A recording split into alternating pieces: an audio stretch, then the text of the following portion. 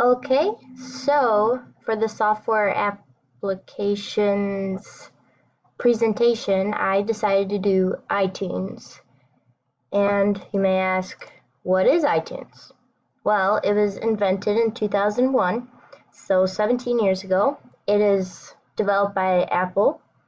You can use it to play, listen, download, buy, organize, pretty much all of that just right in the app itself, or downloaded self to the computer.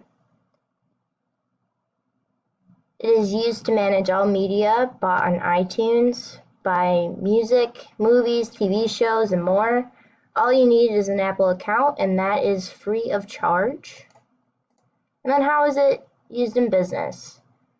It is used in business to just stream the media right to your computer if you have it downloaded on your computer, and you can play music for the office, which would be fun.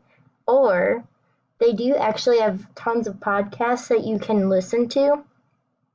That is actually really good for other business things, like different topics that you can search. You can hear a podcast from people who are famous or just from regular people that you see every day.